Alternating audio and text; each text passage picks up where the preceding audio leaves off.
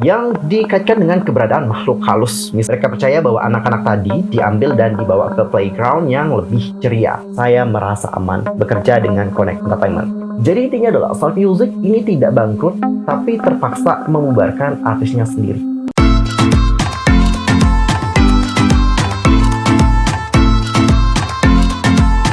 Annyeonghaseyo Cengdudul, user came in welcome back to my YouTube channel. Nah, gimana sih kabarnya hari ini? Baik-baik aja dong ya? Dan buat kalian yang lagi dalam kondisi enggak baik-baik aja, keep fighting guys, don't give up. Well, untuk hari ini kita itu akan ngebahas tentang teori menyeramkan di balik NCT 127 yang Welcome to my playground. Itu apa liriknya pakai Welcome to Indonesia ya? Dan gak hanya itu saja, kita juga akan membahas mengenai teori konspirasi di balik bubarnya G-Prime, yang mana sampai sekarang penggemar itu masih mengulik habis tentang hal tersebut. But wait, sebelum kita bahas bersama-sama, boleh dong aku minta kebaikan dari kalian semua. Yuk bantu perkembangan channel aku dengan cara subscribe, bunyi loncengnya, serta like, comment, dan share kepada teman-teman yang lain. Dan berikut adalah pembahasan selengkapnya.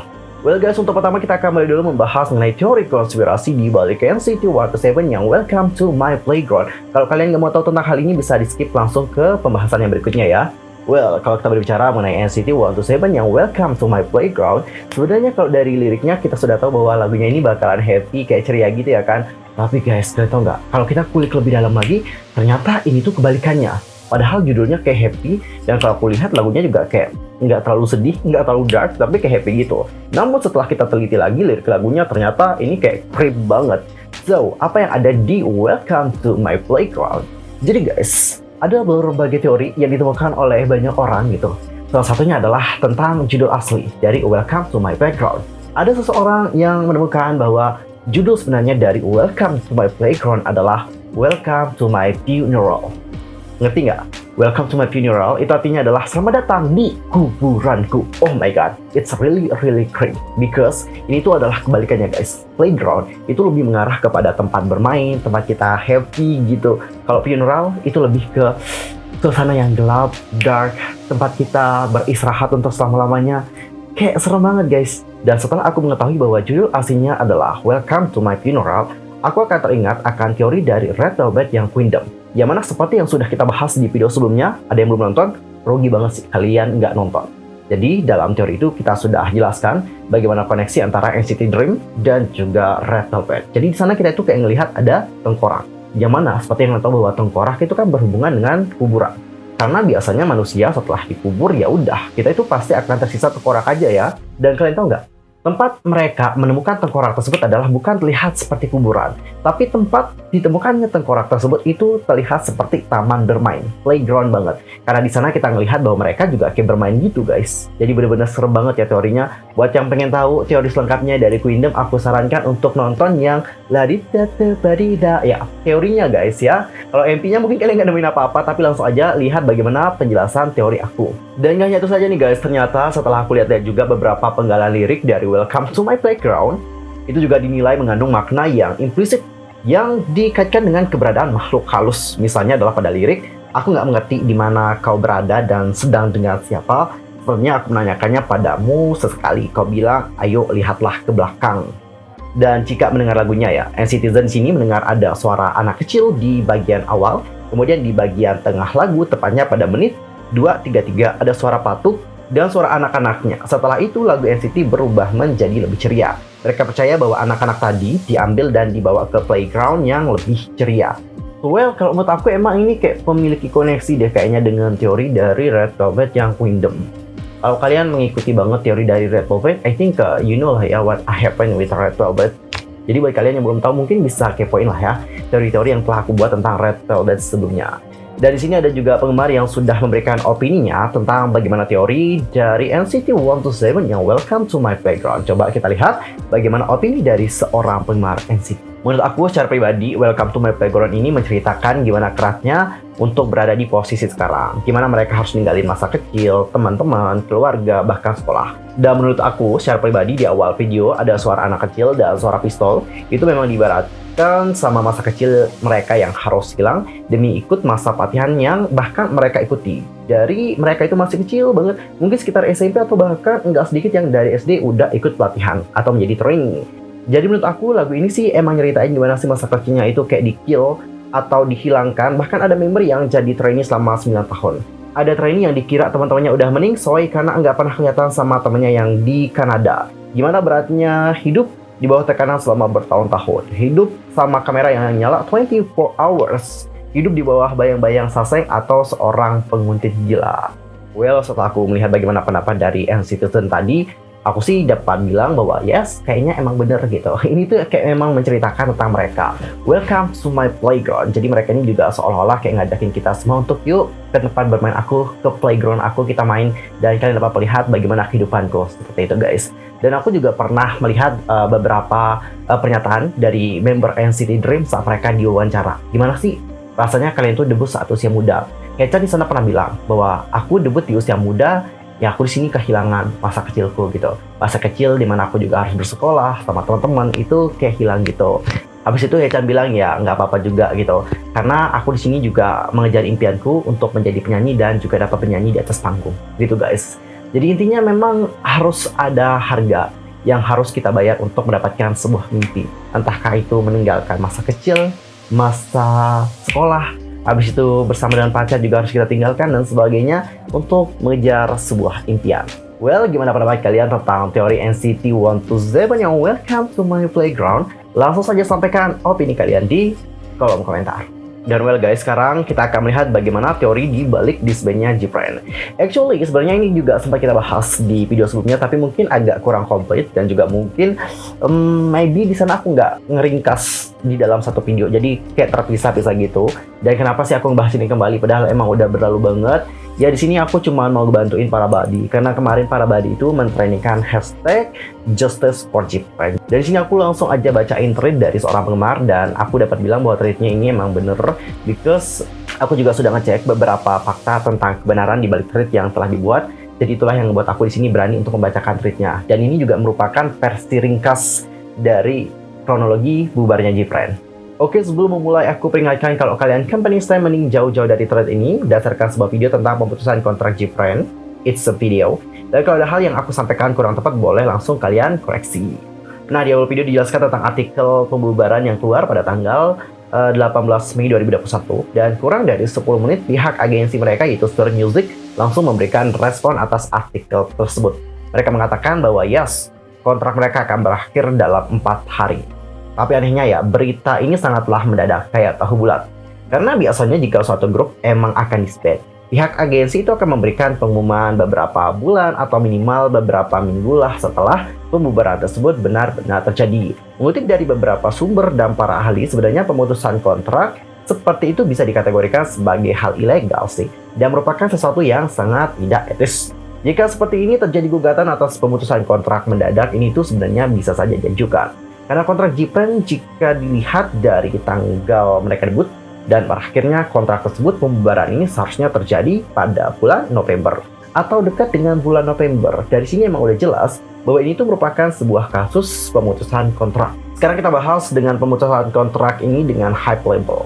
Jadi setelah Stars Music diakuisisi oleh Hype Label, mereka ini punya keterikatan dalam menangani artis mereka. Seperti yang kita tahu bahwa 80% saham dari Stars Music itu ada di bawah kuasa Hype, yang artinya secara garis besar kontrol dan segala hal yang bersangkutan dengan artis mereka itu berada di bawah kuasa Hype Label, yang artinya apapun yang akan agensi tersebut lakukan terhadap artisnya memang harus mendapatkan persetujuan dari Hype, dan Hype juga dapat mengatur apapun yang ingin mereka lakukan terhadap sang artis.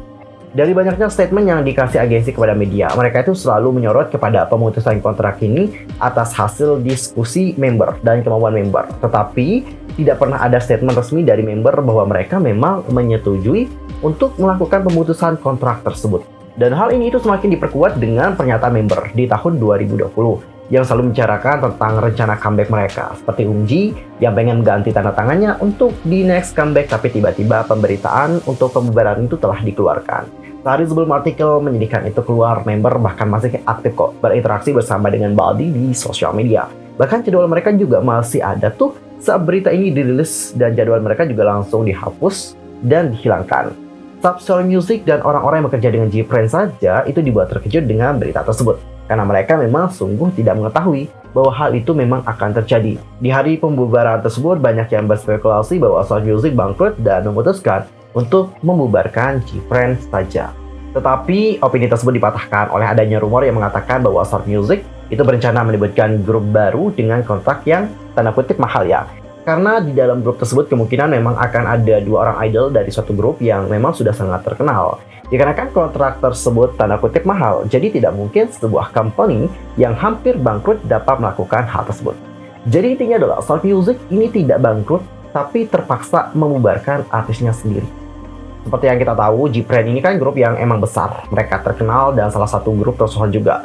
Dari semenjak Gfriend rilis lagu Mi Gustas Tu di tahun 2015, Gfriend ini selalu menjadi grup yang memberikan profit yang gede kepada agensi tersebut. Dan dari faktor physical selling dan penjualan tiket konser, Gfriend ini juga adalah salah satu girl group dari generasi 3 yang penjualan albumnya besar dan menempati posisi atas. Dan ini emang udah termasuk pencapaian besar untuk sebuah girl group yang berasal dari agensi yang kecil. Dia buat girl group ini hebat banget, penjualan album bisa tembus banyak. Hal ini dikarenakan tingkat konsumtivitas antara girl group stan dan boy stan itu berbeda. Nah, kalau aku nggak salah tangkap, ini yang dimaksud tuh boy group fansnya lebih doyan jajan merch dibandingkan dengan girl group. Gfriend ini juga merupakan grup yang stabil karena penjualan mereka juga selalu sukses setiap tahun. Tahun 2019, lagu mereka yang berjudul Time for the Moon Night itu menjadi salah satu lagu mereka yang sangat besar. Dan di tahun 2020, Gfriend juga mencapai puncak penjualan mereka yang paling tinggi. Banyak orang yang mengatakan bahwa fans mereka itu tidak berusaha bekerja lebih keras, atau masa untuk Gfriend itu memang sudah habis. Itu semua salah karena Gfriend masih dan akan tetap menjadi grup yang besar dan memberikan impact kepada agensinya. Spekulasi lain itu muncul bahwa artikel yang keluar pada tanggal 18 Mei 2021 lalu itu diberikan oleh Hype sendiri.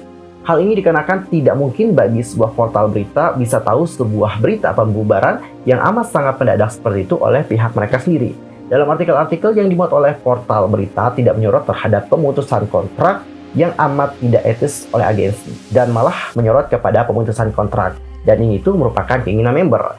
Hype tidak pernah berani menggunakan istilah pemutusan kontrak tersebut karena mereka tahu hal itu memang dapat memicu keributan dari penggemar. Dan mereka juga selalu menggunakan istilah hasil akhir kontrak. Padahal sudah jelas bukan hal itu yang terjadi. Hal mencurigakan lainnya yaitu 2 bulan sebelum pembubaran grup, Hype memperoleh hak atas nama Gfriend yang artinya keseluruhan nama Gfriend ada di bawah kekuasaan dari Hype Label. Mereka juga satu-satunya yang dapat mengontrol dan menggunakan nama tersebut. Kasus yang sama terjadi kepada grup T-ara, mereka menggugat agensi mereka agar mendapatkan hak permanen atas nama tersebut. Karena merasa kalau nama grup tersebut merupakan hak mereka dan ingin terus menggunakan nama tersebut. Tetapi kasus T-ara ini juga berbeda dengan Gfriend saat mereka menggugat agensi. Banyak dukungan positif dari penggemar dan media yang membantu mereka untuk mendapatkan hak atas nama grup tersebut. Kasus Gfriend ini seperti dibungkam paksa karena media fokus ke isu lain. Seperti munculnya masalah kasus membership, dan di tengah kasus itu bergulir muncul lagi masalah baru yaitu terjadi kebocoran data beberapa Bali yang terjadi setelah pengisian form dari Hype. Terus munculnya masalah lain ini menyebabkan kasus pemutusan kontrak dari Gfriend seakan terkubur secara perlahan. Dan opini publik sampai saat ini tertuju pada pembubaran ini memang atas kemauan dari para member Gfriend sendiri. Karena memang tidak minimnya media yang membahas pemutusan kontrak tersebut. Well guys, dapat kita simpulkan bahwa tweet tadi itu emang fakta dan juga opini dari seorang Badi. Dicatat fakta dan juga opini. Jadi aku juga emang nggak mau nutup mata lagi. Banyak sekali dari para penggemar di sini yang juga ya merasa memang ada keterkaitan juga dengan Hype Label. Because as you know, Hype Label juga di sini memegang kuasa yang besar atas Shark Music. Mereka di sini sudah mengakuisisi Shark Music dan akuisisinya juga banyak banget. Jadi dengan akuisisi inilah mereka itu berpendapat bahwa sepertinya Hype Label juga memegang kendali atas hal tersebut. Tapi nggak tahu lagi, pendapat setiap orang itu emang banyak dan juga berbeda-beda. Bener banget sih ya. Makanya dia ngasih warning di awal tadi, kalau kalian memang company stand, lebih baik jangan terlalu ikut dalam masalah ini because kalian juga mungkin akan ke-trigger. Yang aku tangkap dari para Badi sebenarnya adalah mereka itu hanya pengen Gfriend ini mendapatkan keadilan. Kenapa mereka itu pengen Gfriend ini mendapat keadilan? Karena sebenarnya emang masih banyak teka-teki yang belum dijelaskan oleh agensi. Banyak sekali hal-hal yang tidak dijelaskan oleh agensi di sini. Mereka itu hanya bilang bahwa pemutusan kontrak ini hanya berdasarkan kemauan alias persetujuan bersama dari para member Gfriend-nya sendiri. Dan guys, di sini aku juga udah ngerangkum beberapa pernyataan dari member Gfriend saat mereka di sini memasuki agensi baru, dan banyak sekali dari netizen yang berpendapat bahwa pernyataan ini memang ditujukan untuk menyindir agensi mereka yang dulu. Coba sekarang kita baca bagaimana pernyataan dari member Gfriend saat mereka itu masuk dalam agensi baru Dimulai dari Yuju yang sudah masuk ke dalam agensi Connect Entertainment. Buat yang belum tahu, Connect Entertainment ini merupakan agensi miliknya Kang Daniel. Oke, untuk Yuju sendiri, dia itu mengatakan, saya merasa aman bekerja dengan Connect Entertainment. Saya ingin menjadi publik dengan cara baru dengan citra yang jujur dan musik yang beragam. Coba digarisbawahi kata-kata yang diberikan oleh Yuju. Saya merasa aman bekerja dengan Connect Entertainment. Habis itu juga saya ingin mendekati publik dengan cara yang jujur. Kalian dapat simpulkan sendirilah ya apa yang dikatakan oleh Yuju. Aku takutnya kalau aku bilang apa-apa ntar ya banyak yang bilang aku giving opini lagi. Dan sekarang kita akan melihat bagaimana pernyataan dari Sowon. Buat yang belum tahu, Sowon ini itu sudah masuk ke dalam agensi agensi yang baru ya. 10K company nggak sih? Ya itu deh. Untuk Sowon sendiri dibilang kayak gini, setelah sekian lama saya akan bergabung bersama dengan perusahaan 10K. Hati yang sangat kuat bertemu dengan perusahaan yang sangat mencintai saya. Di garis bawahi adalah perusahaan yang sangat mencintai saya. Dan bagaimana pendapat kalian tentang teori di balik bubarnya GFriend? Langsung saja sampaikan opini kalian di kolom komentar. Guys, kan aja untuk hari ini aku mohon maaf sekali lagi kalau ada kesalahan di dalam ucapan, sikap, tindakan dan sebagainya. I'm sorry banget, dan mungkin ada kesalahan informasi, jangan suka-suka untuk koreksi di kolom komentar. See you next time di video berikutnya. Thanks for watching. Annyeong, 감사합니다. Goodbye.